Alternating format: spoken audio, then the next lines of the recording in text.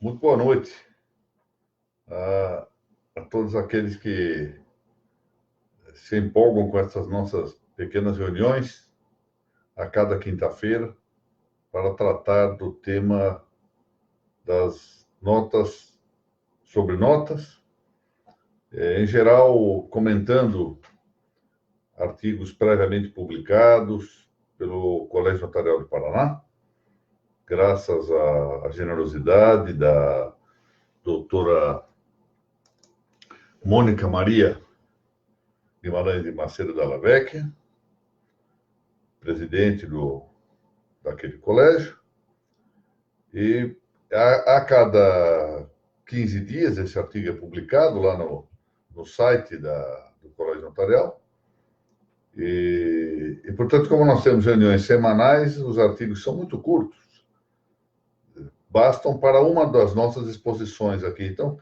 no intervalo, tratamos de outros assuntos.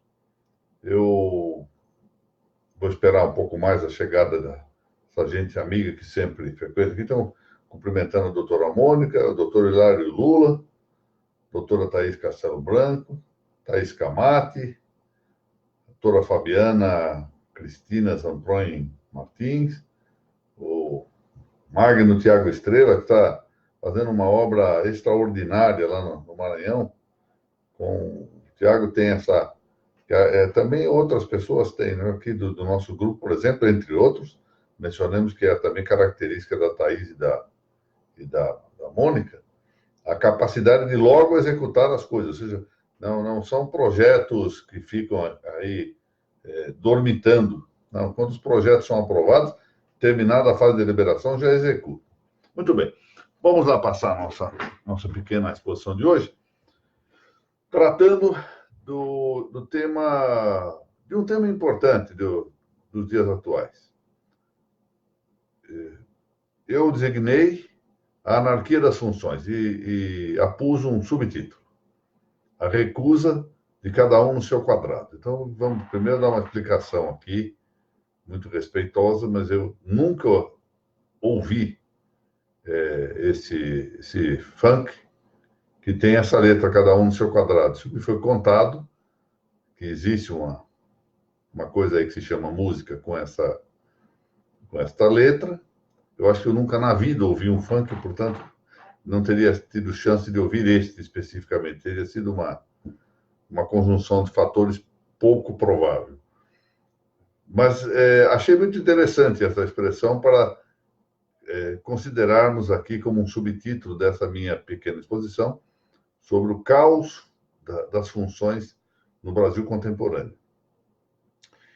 Embora a minha tentação, na verdade, fosse recuperar um título de uma obra magnífica da literatura filosófica brasileira, que até eu recomendo para aqueles que a conseguirem encontrar. Realmente é uma obra extraordinária de um grande pensador carioca, que se chamava Alfredo Lage. O Alfredo Lage, acredito que na década de 80, ou final da década de 70, publicou um livro maravilhoso chamado A Recusa de Ser. A Recusa de Ser. Foi publicado pela editora Agir, do Rio de Janeiro. Me lembro que foi um livro que povoou a minha mocidade. Tamanha o caráter denso da sua exposição, mas, ao mesmo tempo, muito claro, muito incisivo. Então, recomendo a leitura de A Recusa de Ser, que, ao fundo, é, efetivamente, o que constitui o substrato da nossa exposição aqui de hoje, que será, evidentemente, muito mais periférica, muito mais simples e segmentada, voltada para o campo a que nós nos dedicamos aqui, não é? O problema das notas. Mas o que eu quero mencionar, e começo por falar isto, é que a história mundial registra uma coisa, um acontecimento, um ritmo curioso e uma constante. É que, aos períodos que correspondem a uma certa informalização,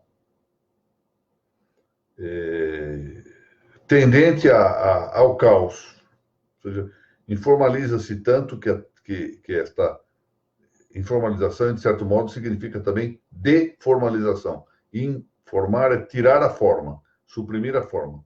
Esta deformalização frequentemente corresponde a períodos de decadência civilizacional. A história de Roma, sobretudo, é notável nesta característica.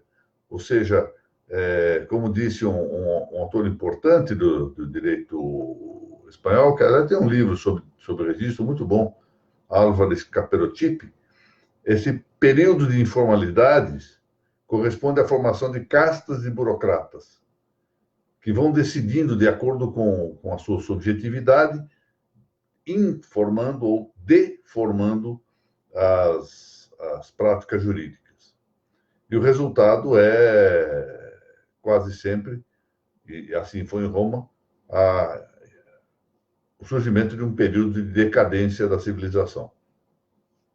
Portanto, temos esse dado a considerar importante na história cultural. As civilizações estão sempre sujeitas a períodos de decadência, e nenhuma delas é efetivamente perseverante. Ninguém poderia imaginar que o Império Romano um dia desaparecesse, como hoje não podemos imaginar que os grandes impérios mundiais venham a desaparecer. Mas a verdade é que os impérios, como seres humanos individuais, têm o seu momento de nascimento, de vida, crescimento e morte. Assim é. É interessante, a propósito disso, considerarmos uma entidade. Hoje é propício dizer isso, no dia que estamos aqui, no dia de Corpus Christi, uma entidade como a Igreja, que tem a instituição mais persistente que temos na história. Ainda dela, se formos ao Catecismo de São João Paulo II, vamos encontrar lá, acho que o número 672, 673, a indicação de que a Igreja passará por sua paixão e morte a exemplo de seu divino fundador. As sociedades passam por isso. Mas, muito bem. Posta essa caracterização, né, de que há períodos de decadência nas civilizações, nós provavelmente estamos vivendo um destes períodos no mundo inteiro, parece notório este fato, e em particular no caso brasileiro, e aquilo que nos interessa na área das notas, nós poderíamos destacar a anarquia das funções como uma das características desta decadência. Vamos dar alguns exemplos dessa anarquia das funções para nós começarmos a compreender mais ou menos a mecânica um tanto dispersa a respeito deste caos. Alguns exemplos saltam aos olhos. Estamos falando da área das notas e dos registros. Por exemplo, aqui em São Paulo, com boníssimas intenções, é preciso que se diga, eu quero deixar isso ressalvado, não há nenhum juízo de natureza moral acerca de quem editou esta norma. O fato é que se permite que o cartório de registro de imóveis realize reconhecimento de firma. Ou seja, o registrador de imóveis reconhece a firma de alguém no requerimento de averbação, ato notarial praticado por um registrador de imóveis. Em contrapartida, também com a mesma reta intenção, e quase sempre os fundamentos são os mesmos, né? Ou seja, economia de esforços, economia de tempos, economia de custos, etc. Nós temos a extração da curiosíssima carta notarial de sentença. Ou seja, o processo é julgado pelo judiciário, normalmente cabe ao judiciário expedir a carta de sentença, mas então, por um ato de caráter administrativo, autoriza-se o cartório de notas a expedir a carta de sentença.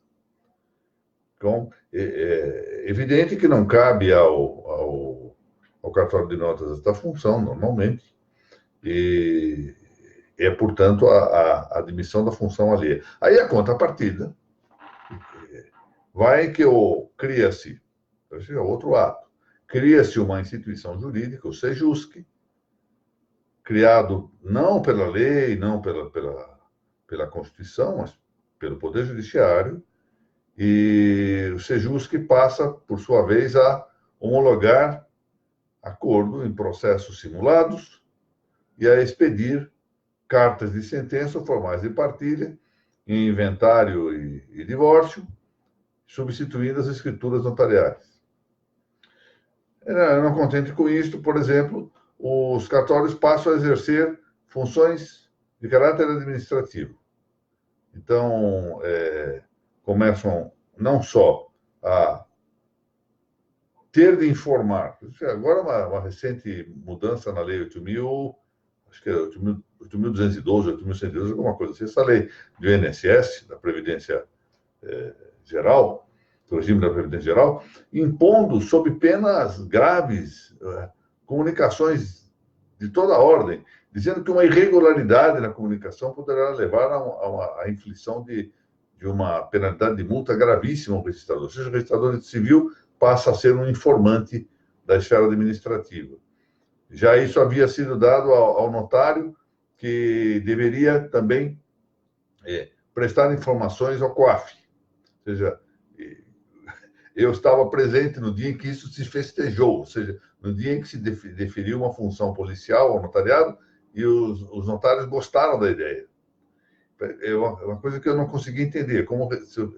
Claro que é preciso o controle da lavagem de dinheiro, mas que isso se atribua ao notário parece excessivo. Como, por exemplo, é claro que eu quero que se controle a criminalidade, por exemplo, no bairro em que eu vivo, mas que essa função, em vez de se atribuir à polícia, se atribua diretamente aos vizinhos ou ao padeiro, parece excessivo, parece equivocado. E as coisas vão avançando. Aí outorga-se ao registrador civil a tarefa de expedir documentos, passaporte, parece que sem considerar as possibilidades correspondentes de retribuição. Mas ele já está obrigado, porque a tarefa é maior do que frequentemente, sobretudo nos cartórios pequenos, se pode demitir, a contratar novos funcionários. Então, no fundo, ele está pagando para fazer um serviço que não é dele. Isso não é do registro civil, isso não é das notas, isso não é do registro de imóveis. Esse é o ponto, por exemplo, de que já havia um início desse tipo de atividade, por exemplo, com a retificação do registro, deu-se ao registrador de imóveis uma certa função que é própria do juiz, coleta de provas. Ele pode ouvir, fazer diligências, ter algo, ver fora do cartório. Sempre a regra do registro de imóveis sempre foi universalmente que o que não está no registro não está no mundo do registrador. Não, quando se trata da retificação, ele pode fazer vistoria, pode colher prova fora, etc. Eventualmente colher testemunhos. Aí não falta até mesmo que as normas de serviço de São Paulo imponham a possibilidade de conciliações, audiência de conciliação. Por meio desses provimentos maravilhosos que suprem as supostas omissões legislativas. Mas, na sequência, vamos encontrar, agora com o artigo 1071 do Código de Processo Civil, a respeito da usucapião, que é mal designada de usucapião extrajudicial ou usucapião administrativo, que extrajudicial é o processo, não o usucapião. Pois muito bem, lá se concebe, então, uma nova figura, a do registrador, que forma ele próprio o título que registra. Ou seja, o registrador ocupa manifestamente a posição do notário. O notário é que forma título, não o registrador. Não, mas aí é o registrador que forma título, e forma título, podendo fazer diligências fora do cartório, mais uma vez, coisa de juiz, podendo colher testemunhos. Eu não sei muito bem como se vai justificar, quando o registrador resolver colher testemunhos, como se vai justificar a identificação das testemunhas. Porque esse sempre é um problema que diz respeito à fé, chamada fé judicial, quer dizer, do escrivão judicial, ou a fé do notário. O notário tem fé de conhecimento. Mas aí vai se dar também ao registrador. Uma extensão. Nós estamos vendo, isso eu digo com todo respeito, mas é meu dever no plano acadêmico, essas nossas reuniões são acadêmicas, divergir disso, e eu faço com reverência, mas com firmeza. Nós estamos vendo um grande ativismo administrativo, judicial, com esta eclosão de normas judiciais a respeito do extrajudiciário. Aqui em São Paulo, sabe-se perfeitamente que a só leitura das normas de serviço judiciais para o extrajudiciário não bastaria para uma vida. Ou seja, alguém que comece a ler com 7, 8 anos essas normas não conseguirá, ao longo de 90 anos que viva, acabar de ler todas essas normas. Sem contar a imensa complicação que é a conjugação de normas que foram sendo expedidas ao longo do tempo, frequentemente em situações paradoxais, em contraste, com reconhecimentos de inconstitucionalidade, ao mesmo tempo a jurisprudência administrativa paulista dizendo que não é possível reconhecer a inconstitucionalidade na via administrativa, e essa mesma justiça baixa a norma de serviço reconhecendo essa inconstitucionalidade. Ora, o problema não é, naturalmente, só brasileiro. O problema do ativismo também tampouco é só administrativo. O problema não é só brasileiro, eu chamo a atenção para isso, porque na Itália, um pensador italiano importante, chamado Gustavo Zagrebelsky, apesar do nome italiano, Zagrebelsky foi presidente da Suprema Corte da Itália. Ele teve uma percepção muito interessante a respeito dessas normas organizatórias, ou normas que partem das próprias organizações, que é o caso das normas de serviço das corregedorias, que em outros estados se chamam de códigos judiciários ou código de normas. Porque essas normas, sendo normas voltadas ao serviço, elas, na verdade, podem impor-se apenas, no limite, para aqueles que estejam submetidos a uma determinada observância ou submetimento hierárquico, o que já é um tanto complexo em relação às notas dos registros, no caso brasileiro, porque a única hipótese, para mais de controversa constitucionalidade, em que a legislação prevê, possa o Poder Judiciário, seja pelo juiz, primeiramente, esse é o mais importante, pelo juiz das corregedorias permanentes, ou em outros estados, de diretorias de fórum, seja pelas corregedorias gerais, seja pela Corregedoria Nacional, a única hipótese prevista em lei para edição de normas diz respeito às chamadas normas técnicas. Quer dizer, normas de poieses, normas poéticas. Por exemplo, como deve ser expedida uma certidão, ou como deve organizar-se uma determinada providência eminentemente técnica, sem interferir, portanto, no plano da qualificação jurídica, que não é problema técnico, mas é problema prudencial, sem, por outro lado, para não entrechocar-se com a norma do artigo 20 da Lei 8.935, de 1994, sem interferir com a responsabilidade de gerenciamento do cartório. Gerenciamento financeiro, gerenciamento administrativo. Se nós considerarmos, pois, esse aspecto, esta excessividade, vamos ver que há, nesse momento, uma grande confusão de funções, com alguns organismos assumindo a tarefa de outros. Então, o judiciário assumindo a função do legislativo, legislando, apontando omissões, que não são necessariamente omissões legais. Nós tivemos recentemente um caso em que a decisão aponta uma omissão que seria de caráter sociológico. Porque eu admito, por exemplo, que havendo uma norma, suponho, uma norma constitucional, dizendo o legislador expedirá uma lei para tal assunto, que se essa lei não for feita num tempo considerável, e nós temos vários casos aqui da Constituição, possa haver mandado de injunção, e uma das hipóteses de um mandado de injunção razoável do ponto de vista doutrinário é que se espeça uma norma específica até que o legislativo cumpra, purgue a mora de resolver o problema constitucional, a lacuna constitucional, a lacuna da lei prevista na Constituição. Outra coisa é que o Poder Judiciário, examinando uma dada legislação, julgue ele necessária uma determinada lei, que não está prevista na Constituição. julgue ele, Poder Judiciário, que conviria editar uma lei para determinada situação. Então, ele passa, naturalmente, a exercer função do Legislativo. A mesma coisa ocorre nesse âmbito das normas expedidas em relação aos serviços de notas e de registros. Ou seja, são decisões normativas, disposições regulamentares, variadas em todo o país, e que resolvem ser editadas com força de cumprimento obrigatório, compulsivo, pelos notários registradores, sem que nós saibamos, esse é um tema a observar, como é que se vai comportar a jurisprudência jurisdicional, contenciosa, quando houver reclamação de particulares.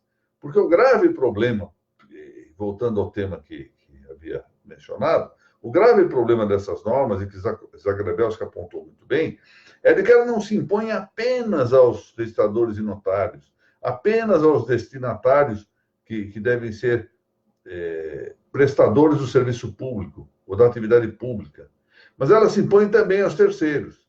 Dou-lhes um exemplo. Eu resolvo intervir com uma norma de serviço dizendo que no cartório do doutor Tiago Estrela ou da doutora Thaís Castelo Branco, as filas devem ser feitas ao lado direito da sala. Muito bem, uma norma qualquer aí, caricatural, mas reparem o que acontece. No momento em que eu dou essa norma e digo, doutora Thaís, fará isso, doutor Tiago, fará isso, doutora Mônica, fará isso, doutora Fabiana, fará isso, o que acontece em relação aos advogados? O que acontece em relação aos usuários? São obrigados a seguir essa norma. Já não podem entrar pelo lado esquerdo. No momento em que eu digo, não, no cartório do doutor Tiago não poderá haver mais requerimento que não seja feito por meio de papel timbrado. Já não pode o usuário do serviço apresentar o papel timbrado. Ou seja, uma norma correcional que impõe um dever a terceiro. Impõe um dever e, eventualmente, cria direitos. Já acontece que essa matéria é administrativa ainda. E está sujeita ao controle jurisdicional. E está sujeita, esse é um ponto que deve ser pensado, à responsabilização também civil, eu não vou dizer ainda penal, civil e administrativa do registrador e do notário. Suponho que, voltando a um exemplo, volto a dizer caricatural, mas nós poderíamos encontrar vários aí ao longo do tempo, que eu determine, por meio de uma norma, que doravante só mediante papel timbrado, e papel timbrado em vermelho, poderá fazer-se algum requerimento no registro de imóveis. E o doutor Tiago, então, se veja obrigado a cumprir esta determinação. Eu vou lá com o papel com um timbre azul ou sem timbre, quero fazer o registro, ele diz, não posso, tenho que cumprir essa norma de serviço. Tá bom, eu vou para casa, vou fazer outra vez, mas eu preciso ir para a gráfica, demora um pouquinho. Quando eu volto com o meu título, já com o timbre, eu descubro que houve um ingresso de um instrumento qualquer, de um título qualquer, que ganha em prioridade do meu. E aí, os senhores vão dizer que não cabe responsabilidade civil do registrador e do notário? Os senhores acham mesmo que a via jurisdicional vai dizer, não, o corregedor mandou, ele tem que cumprir? Não. Vai ocorrer o que ocorre normalmente. Essa norma não tem existência legal. Isso é uma norma imposta aos registradores e notários. É que os advogados ainda não... Isso é menos mal para o serviço, os advogados ainda não perceberam exatamente esse tipo de situação. Bom, a anarquia de funções, por outro lado, dá um caldo, eu não acho que ela seja automática, mas ela faz um caldo de cultura para duas outras coisas que vão encontrar. Ou seja, e duas posições extremas. Porque o que acontece? As notas e os registros ocupam o papel de grupos intermediários entre o Estado e o indivíduo. Ou, se nós quisermos, entre o público estatal e o privado puro. E o que acontece? Nós estamos fazendo um caldo de cultura de confusão de funções, e nos últimos anos, de 5 anos a esta parte, mais ou menos, não só houve uma intensificação do que nós já tínhamos chamado há muito tempo de administrativização dos registros das notas, essa designação vem lá da década de 80. E eu penso que esse termo, se é que existe dicionarizado, na verdade, que por vergonha eu nunca fui ver. Eu penso que fui eu quem quem lançou essa indicação, por um motivo que já lhes vou contar, nessa década de 80. Mas ao lado dessa administrativização, ou seja, de uma tendência da administração pública tomar os registros e as notas, há um outro lado. Ao lado também da evasão ou fuga privatística, sobre a qual nós vamos referir. Bom, vamos lá. Por que houve essa administrativização? Em primeiro lugar, claro, deve atribuir-se a uma leitura precipitada do artigo 236 da Constituição Federal, mas, no meu modo de ver, isto já se tornou mais ou menos claro na década de 80, quando, em vez de citarmos frequentemente os autores de direito civil que tratavam dos registros e das notas, por exemplo, um Serpa Lopes, ou então mais contemporaneamente um Afrânio de Carvalho, ou o anterior, um autor como Filadelfo de Azevedo, começamos a citar Eli Lopes Meirelles, Celso Antônio Bandeira de Mello, Oswaldo Aranha Bandeira de Mello, ou seja, autores de direito administrativo. E por aí ia. Bom, não só esse problema que se dava. A partir daí, isso foi num crescendo. A administração pública começou a tratar as notas dos registros como repartição pública, então foram atribuindo funções de repartição pública, e os registradores e notários estavam muito satisfeitos cada vez que diziam que eles eram grandes funcionários públicos, importantes para a vida do país, e quando uma autoridade mais elevada dizia isso, eles se sentiam, então, cada vez mais engrandecidos. No fundo, se nós pensarmos substantivamente, eles estavam engrandecidos por perder a sua natureza. Não estavam notando, é gente boa. Não imaginem que haja aqui uma crítica, que eu esteja fazendo uma referência menos adequada, menos respeitosa. Há grandes registradores e notários, eles não se deram conta do que estava ocorrendo. Cada vez que havia uma adulação dessa, porque isso era uma forma de adulação, eles se sentiam muito recompensados pelo serviço prestado. Só não estavam vendo que não estavam mais sendo notários e registradores. Não se passa diversamente com a magistratura. O que eu vou falar agora, eu disse no discurso com que tive a honra de dar por inaugurado, juntamente com o Conselho Superior da Magistratura de São Paulo, em 2016, o biênio judiciário.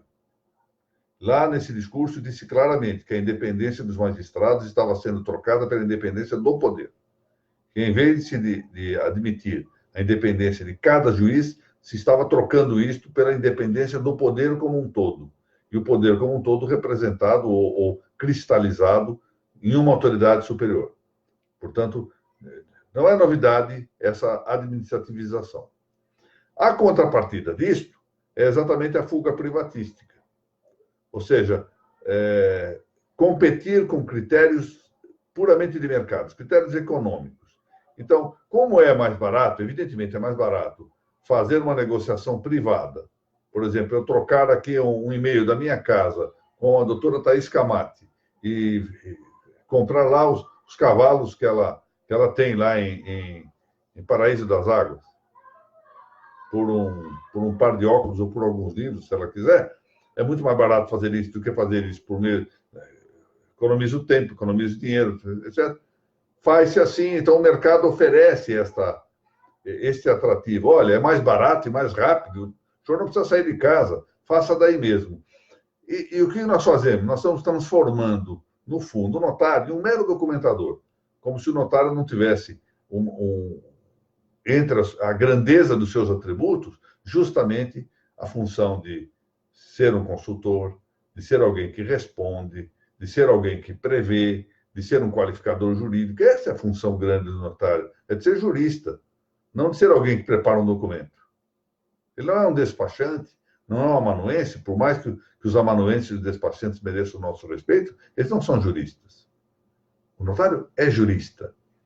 A própria forma como nós temos tratado os juristas, chamando-os frequentemente, muito de maneira imprópria, de operadores jurídicos, como se fossem meros técnicos, essa própria forma vai mostrando como nós estamos fazendo aqui a chamada poetização de uma atividade prudencial. E isso é gravíssimo. Isso é gravíssimo, porque o que nós estamos fazendo é jogar para a área externa, para o aspecto exterior, ligado à utilidade, algo que é interno, que é imanente. A prudência é imanente, não transcendente.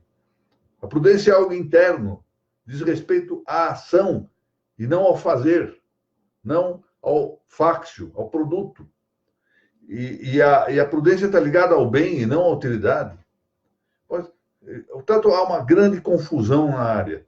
Aí nós estamos vendo, apareceu uma notícia de que eu tive ciência hoje, do uso de um mecanismo técnico, que terá lá suas virtudes, muitas vezes alçado acima da média, não é? Essas virtudes tecnológicas, elas são quase sempre exaltadas como a última realidade do seu tempo. Chegamos ao fim da história, e o resultado disso é até que aparece um cracker, ou hacker, e resolve mostrar as falências do sistema. Foi muito bem. Então, o uso do blockchain por particulares, dando a nota de segurança, ou seja, a nota de estabilidade que se espera obter também com a documentação notarial, com a documentação registral. A única diferença que não se notou é que as notas dos registros dão não qualquer segurança, não. Dão segurança jurídica. Então, curiosamente, eu aqui não farei nenhum juízo de natureza moral, entre elementos da classe notarial e classe registral, houve gente que ainda está empolgadíssimo com o aparecimento desse meio técnico. Mais ou menos como se, ao tempo em que escrevíamos ainda com aquelas canetas com a pena na ponta só, aparecimento da caneta esferográfica desse ensejo a delírios de emoção. Criou-se um meio técnico, ótimo. O que isso interfere com a atividade das notas e dos registros? Bom, interfere se nós vamos entregar isso ao mercado. Nós estamos vendo isso. Não há muita diferença entre criar, no fundo, grande massa de dados em mão do Estado e grande massa de dados em mão dos particulares. Quem está no meio? Não. Na parte intermediária, que são justamente os notários, os registradores, especialmente os pequenos, é que vão sofrer e pagar o preço dessa fuga para o Estado ou para a pura atividade privada. Ou seja, o que desaparece, no fundo, é o caráter público não estatal das atividades das notas e dos registros. Eu disse outro dia e não me... É a minha filha ligando para mim. E não me arrependo disto. E olha aí. E olha aqui, ó. Que vergonha. Bom, pelo menos isto prova que eu estou... Para que não se pode confiar na técnica, né? E ainda bem que não era um funk, senão estava desmoralizado. Isso prova que nós vivemos também sujeitos a erros na parte tecnológica, né? Fale uma máquina dessa, dá um efeito desse, aí eu vou ficar famoso no Brasil inteiro, graças ao fato de ter tocado uma música durante a minha exposição. Bom, mas vamos lá, voltando ao que eu disse. Outro dia eu falei uma coisa e não me arrependo de ter dito, embora ela seja uma afirmação... enfim, é gráfica apenas, é emblemática apenas. Eu estou esperando o dia em que a continuar nesse passo, que os nossos notários tenham a feliz honestidade de pedir para sair do notariado latino, não é? Porque as características são desta ordem, estão perdendo as características próprias do notariado latino. Então, eu peço a todos que pensem um tanto se não está na hora de nós voltarmos à regularidade das funções. Ou seja, pôr cada um no seu quadrado. Não nos recusarmos a ser aquilo que somos. As notas e os registros públicos têm o seu ser histórico. E nós temos que decidir se havemos ou não de recusar esse ser histórico. Se havemos de abdicar, de tergiversar daquilo que é a natureza das notas e dos registros, admitindo funções alheias. Aí todo mundo sabe que eu sou bastante crítico à ideia do ofício da cidadania como algo persistente. Eu já disse, eu admitiria para salvaguardar um estado de necessidade apenas, Mas, superado o estado de necessidade, acho que caberia dar ao registro civil aquilo que o registro civil tem por sua própria natureza. De maneira que ele seja, os serviços do registro civil sejam retribuídos de acordo por aquilo que é do registro civil, e não com a lojinha da esquina. Nesse sistema de semifeudalismo a que se está reduzindo o registro civil brasileiro. Então, diante deste quadro, eu acho que eu vou continuar falando sem muita esperança de êxito nessa verdadeira cruzada, porque eu não tenho outro meio, a não ser este aqui de falar com tanta gente amiga e alertar para aquilo que eu estou vendo. Ou seja, essa história do uso do blockchain, como hoje nós vimos no jornal, há 3 anos eu já havia tido a antevisão do drama. Só vai progredir. Porque, imagine o seguinte, acham mesmo que a população vai preferir pagar, suponhamos, R$1.000 por uma escritura pública, tendo que sair de casa, pegar carro ou pegar um ônibus e ir até o tabelião de notas, quando alguém disser a ele que pode fazer da casa dele pela internet ou pelo telefone por R$10? E a hora que acabar as notas, e aí não está computado o preço das disputas jurisdicionais que ocorrerão pela falta de uma orientação adequada por parte do notário experiente, do bom notário, daquele tabelião de aldeia, isso aqui não está computado no preço. Mas acham mesmo que depois que se encerrar as atividades notariais, os R$10 vão continuar R$10? Ou então, vencida a concorrência, o preço vai elevar-se? Bom, é preciso ter aqui, embora seja, como dizia o meu querido amigo desembargador, o juiz Josué Modesto Passos, às vezes a gente fica falando sozinho, uma pregação no deserto. Paciência. Eu vou falar isso porque me parece verdadeiro. E vou esperar que essa gente boa aqui, que tem a generosidade de me acompanhar, me corrija os erros, me aponte, então, onde estão os meus equívocos, eu humildemente vou corrigir isto, naquilo que eu estiver errado. Mas naquilo que eu não estiver errado, pense bem. Pensem bem, porque está em jogo não só o futuro dos registros das notas. Nisso está em jogo todo o futuro do Brasil, e isto vale muito a pena combater nesse passo bom combate. Eu agradeço a todos a atenção que dedicaram a esta minha pequena exposição. Peço desculpas aqui pela... Isso aqui se chama vergonha alheia. Ver a minha filha... Essa minha filha mais velha, ela é especialista em telefonar no momento em que eu não posso atender. É impressionante. E, mais uma vez, ela cumpriu a sua saga, a sua trajetória.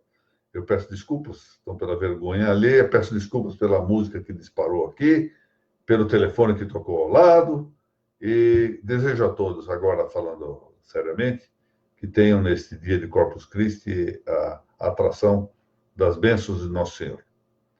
E que um dia esse nosso Brasil volte a ser digno das tradições daquilo que foi um dia a terra de Santa Cruz. Não nos esqueçamos, esta é a nossa origem. Muito obrigado e um bom resto de semana a todos.